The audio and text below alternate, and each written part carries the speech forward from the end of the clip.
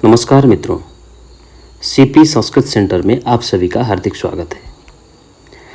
शास्त्राध्ययन प्रकल्प में हम आज लघु सिद्धांत कौमुदी के अत्संधि प्रकरण का जो विशेष संधि मानी जाती है, गुण संधि, उसके विषय में अध्ययन करेंगे। तो गुण संधि कहते ही हमको तुरंत यह आकांक्षा होती, तो गुण क्या है? क्या हम जो संसार में प्रयोग करते हैं जिस अर्थ के ज्ञान के लिए वही गुण है, अथवा उसके अलावा भी कोई दूसरा गुण है? इसी आकांक्षा को शांत करने के लिए ग्रंथकार ने सूत्र पढ़ा, अदें गुण। अदें गुण अर्थात अत एंग गुण भवति। अत्स एंग चैति अदें गुणसंज्ञकः भवति।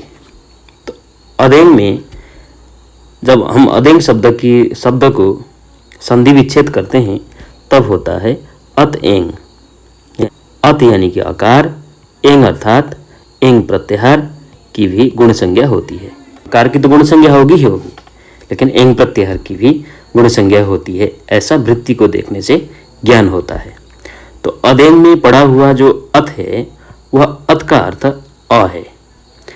तो यानी कि अब यहाँ पे हमको यह संदेह जरूर होता है कि अदेंग में पड़ा हुआ जो अ है उस अ को इन्होंने त पर में उच्चारण क्यों किया?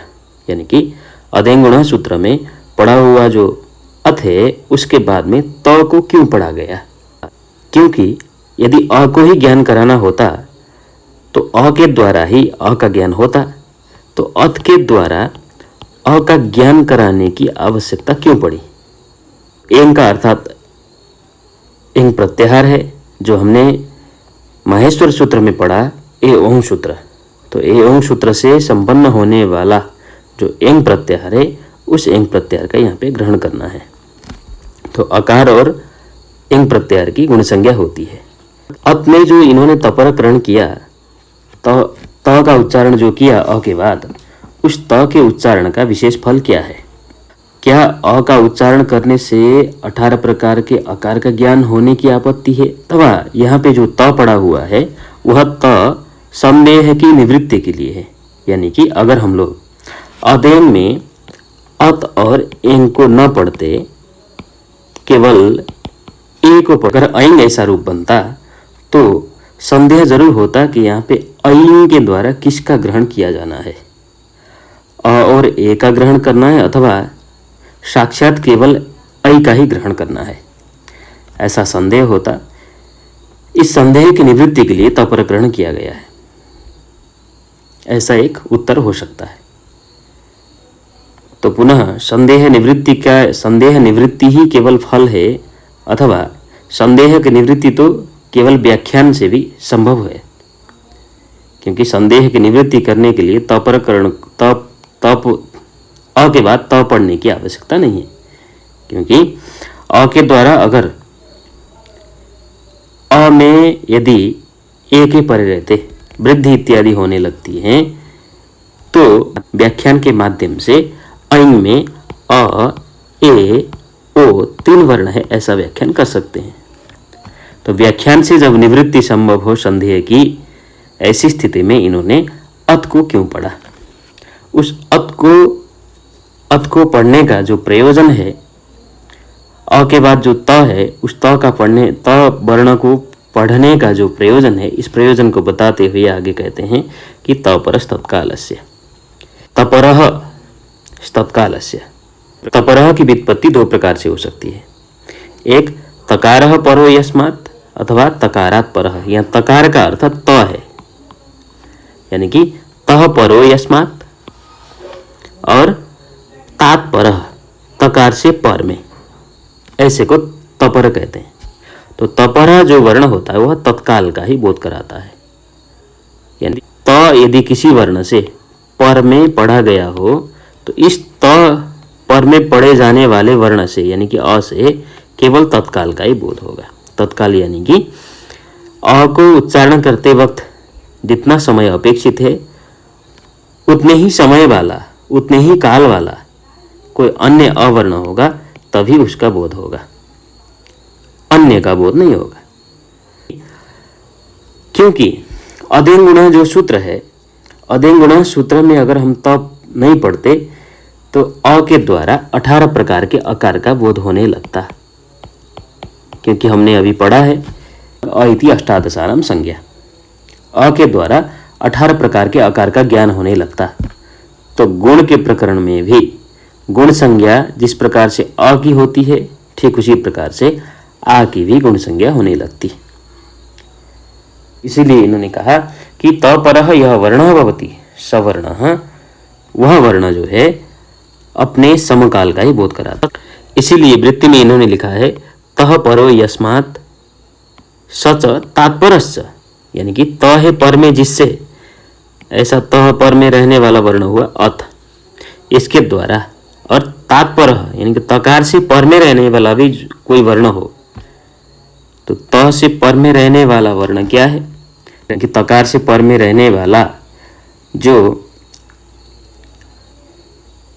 वर्ण रहता है, अण प्रत्याहार में पड़ा हुआ जो वर्ण है, वह वर्ण भी अपने समकाल का ही बोध कराता है। तो जैसे अदेंग गुणा में भी अत के बाद ए पड़ा है, तो तपर हो यस्मात्, तकार है पर में जिससे, किससे पर में है, अ से पर में है, इसलिए वह भी समकाल का ही बोध कराएगा, केवल अ का बोध कराएगा, न कि आ का। और त के बाद पड़ा हुआ जो ए है, उस ए के द्वारा भी अण प्रत्याहार में पढ़ने के चलते अणुदित सवर्ण से चा प्रत्यय सूत्र के द्वारा ए के द्वारा प्लुत ए का भी कहीं न कहीं बोध प्राप्त होता है। इसीलिए ए के द्वारा प्लुत ए का बोध न हो, आकार के द्वारा केवल ह्रस्व आकार का ही बोध हो, इसलिए इन्होंने सूत्र में तपर पढ़ा, यानी कि अ के बाद त पढ़ा। तो तपरो यस्मात् सच तात्परश्च, तकार है पर में जिससे, अत में अ से पर में तकार है, इसलिए तकारा तात्परश्च, यानी कि तकार से पर में रहने वाला जो ए है, वह भी ए भी तात्परश्च उच्चार्यमाण, यानी कि तकार से पर में उच्चार्यमाण उच्चारण किया जाने वाला जो वर्ण है एकार, वह एकाल भी अपने समकाल का ही बोध होगा। तो इससे लाभ ये हुआ ए के द्वारा कथनचित प्लुत ए का भी बोध होने लगता, इसलिए हमने यहाँ पे तपरकरण किया। तो तपरकरण करने से केवल अ के द्वारा ह्रस्व आकार का बोध होगा और ए के द्वारा केवल ए का ही बोध होगा, न कि प्लुत ए का। इसीलिए अदेंग गुणः सूत्र में ग्रंथकार ने त को पढ़ा है, त को पढ़ने से ही केवल समकाल का बोध हुआ। इसलिए गुण में अ ए ओ वर्ण ही शामिल है, अन्यथा गुण में अ के द्वारा आ का भी तो बोध होता, तो आ की भी गुण संज्ञा होने लगती। तो आ की गुण संज्ञा को रोकने के लिए हमने अदेंग गुणः सूत्र में अत ऐसा पढ़ा। जब अत पढ़ेंगे तो तपर होने के चलते अ के द्वारा केवल अपने समकाल वाला जो वर्ण है उसी वर्ण का ही बोध होगा। तो अभी तक हमने ये जाना कि गुण मतलब अ ए ओ, तीन वर्ण की गुण संज्ञा होती है, अवर्ण ए वर्ण और ओ वर्ण की गुण संज्ञा होती है।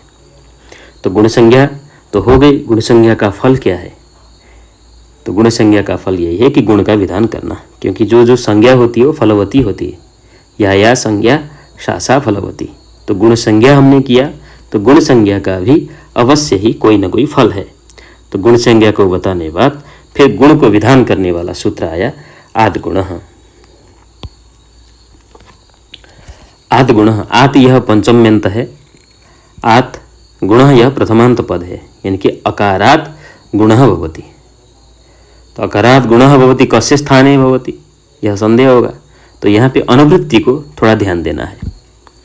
जो हमारा आदगुण सूत्र है, इस आदगुण सूत्र में इको यणचि सूत्र से अचि की अनुवृत्ति आती है, और एक पूर्वपरय एक सूत्र है जिस सूत्र का यहाँ पे अधिकार होता है। एक पूर्वपरयो, इस सूत्र का अधिकार आता है। एक पूर्वपरय सूत्र का अर्थ क्या है? पूर्वपरयो एक आदेश भवति, पूर्व और पर के स्थान में एक आदेश होता है। जब आदगुणों में इस सूत्र का अधिकार आएगा तो सूत्र का अर्थ होगा, आत शब्द का अर्थ होगा अवर्णात, इको एनचि से आया हुआ जो अचि है उसका अर्थ होगा अस प्रत्याहार पर में होने पर।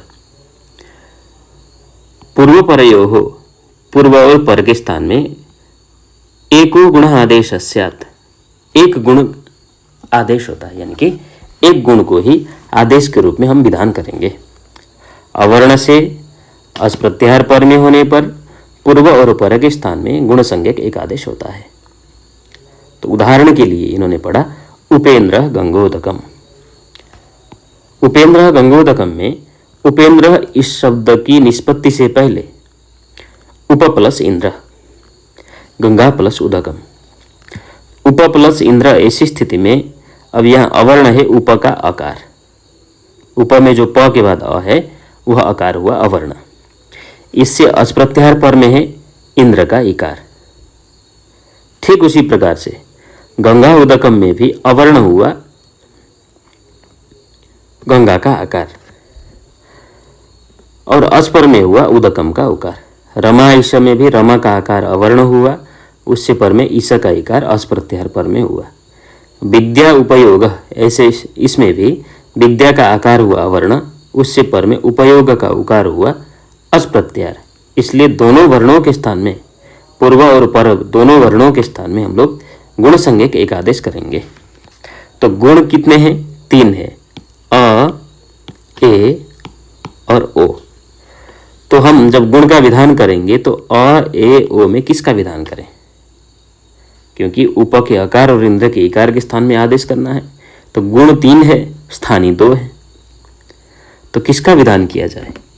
तो स्थानीय 2, गुण 3 होने के चलते 3 का विधान एक रूप में हम विधान नहीं कर सकते, एक का ही विधान करना है। तो एक में भी किसका चयन किया जाए? क्योंकि एक पूर्व पर सूत्र आने के बाद तीनों का तो विधान नहीं कर सकते हैं। पूर्व और पर के स्थान में अगर आदेश करेंगे तो केवल एक का ही विधान करना है। जब एक का विधान करेंगे तो किसका विधान किया जाए? अ का विधान किया जाए, ए का विधान किया जाए अथवा ओ का विधान किया जाए। ऐसे अनियमे नियमकारिणी परिभाषा सूत्र लगा स्थानांतरतमा। प्रसंगे सदी प्रसंग होने पर, प्राप्त होने पर, प्रसंग क्या है?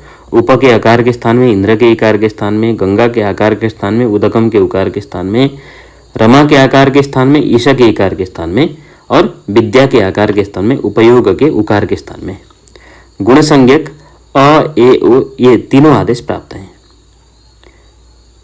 तो प्रसंगे सति सदृशतम, जो अत्यंत सदृशतम होता है, तो सदृशतम जो होगा, अत्यंत समान जो होगा, उसी आदेश का विधान किया जाएगा। अब देखते हैं उप प्लस इंद्र में उप के आकार का कौन सा स्थान और इंद्र के इकार का कौन सा स्थान। तो उप का आकार है, आकार का अगोह विसर्जनीयानाम कंठ, इस नियम के हिसाब से कंठ स्थान, इंद्र के इकार का तालु स्थान। तो कंठ और तालु स्थान में मिलने वाला वर्ण कौन सा है देखते हैं। अ नहीं है क्योंकि कंठ और तालु स्थान उसका नहीं होता है, केवल कंठ स्थान वाला है। ओ भी नहीं है क्योंकि इसका उदो तो कंठोष्ठम के चलते कंठ और ओष्ठ स्थान होता है। कंठ और ओष्ठ स्थान वाले वर्ण का भी विधान नहीं कर सकते हैं, केवल कंठ का भी विधान नहीं कर सकते हैं। इसलिए हमने अकार और इकार के स्थान में कंठ और तालु स्थान वाले स्थानी के स्थान में हम आदेश करेंगे तो एकार आदेश करेंगे। तो जिसके चलते उप प्लस ए प्लस द्र ऐसा बना। उप प्लस ए प्लस द्र ऐसी स्थिति में प जाकर के इंद्र में लगा, जिसके चलते उपेंद्र ऐसा रूप सिद्ध हुआ। गंगा प्लस उदकम में भी गंगा का आकार का कंठस्थान, उदकम के उकार का ओष्ठ स्थान, कंठस्थान और ओष्ठ स्थान में मिलने वाला जो गुण है अ, ए, ओ, इनमें से ओकार आदेश का विधान किया जाएगा। जब ओकार आदेश होगा पूर्व और पर के स्थान में तो गंग प्लस ओदकम ऐसा हो गया। जो ग जाकर के ओ में मिलेगा तो गंगोदकम, इस प्रयोग की सिद्धि हो गई। ठीक उसी तरह से रमा प्लस ईसा ऐसी स्थिति में रमा के आकार के स्थान में और ईसा के इकार के स्थान, ईसा ऐसा दीर्घ होना चाहिए, रस्व हो गया है, ईसा के इकार के स्थान में जब गुण आदेश करेंगे तो ए होगा क्योंकि आकार का कंठस्थान, ईसा के इकार का तालु स्थान, कंठ तालु स्थान में मिलने वाला अ, ए, ओ में एकार का विधान होगा, जिसके चलते रमेश। विद्या प्लस उपयोग ऐसी स्थिति में विद्या के आकार के स्थान में और उपयोग के उकार के स्थान में जब हम गुण संज्ञक आदेश करते हैं तो आकार का स्थान कंठ स्थान, उकार का ओष्ठ स्थान, कंठ और ओष्ठ स्थान में जब आदेश होगा तो ओ होगा, क्योंकि ओदो तो कंठोष्ठम। तो बना विद्य ओ प्लस पयोग। जब वर्ण सम्मिलन होगा तो विद्योपयोग, विद्योपयोग। इस प्रकार से गुण संधि को हम समझ सकते हैं। तो सबसे पहले यहाँ ध्यान देने की बात यह है, सबसे पहले हम गुण को जानते ही नहीं थे। उस गुण को अदेंग गुण सूत्र के द्वारा गुण संज्ञा विधान करके हमने जाना। जब गुण को जाना, गुण को जानने के बाद हमने फिर अदेंग गुणा में अ पढ़ते, फिर अत ऐसा क्यों पढ़ा गया, उसके प्रयोजन को हमने तबरस तत्कालस्य के माध्यम से केवल समकाल का ही बोध कराना ऐसा बताया, जिसके चलते गुण संज्ञक वर्णों में केवल अकार ही आया, न कि आकार इत्यादि। अगर तपरकरण नहीं करते तो गुण संज्ञा आकार की भी होने लगती। फिर उसके बाद गुण संज्ञा विधान करने के बाद गुण संज्ञा के प्रयोजन के रूप में हमने आद्गुणः सूत्र को पढ़ा। आद्गुणः सूत्र को पढ़ने के बाद अवर्ण से एच पर अच प्रत्याहार पर में, अवर्ण से अच प्रत्याहार पर में होने पर पूर्व और पर के स्थान में गुण संज्ञक एक आदेश किया। यह तो सामान्य चिन्ह के रूप में हमने उदाहरण दिखाया है। इसके गुण संज्ञक अथवा गुण विधि के, गुण संधि के बहुत सारे उदाहरण बन सकते हैं। तो दोस्तों, गुण संधि को हमने आज पढ़ा। यदि गुण संधि के विषय में आपको कोई संदेह होता है तो आप कमेंट के माध्यम से अवश्य ही बताएं, जिसका समाधान हम संदेश के माध्यम से अवश्य करेंगे। कल हम गुण संधि के द्वितीय प्रकरण को लेके हम आएंगे। जैसे हम अकार और ऋकार के स्थान में गुण करने पर अर इत्यादि जो आदेश होते हैं, वे आदेश कैसे हो सकते हैं, इस विषय को लेकर आएंगे। तब तक के लिए इजाज़त दीजिए। धन्यवाद।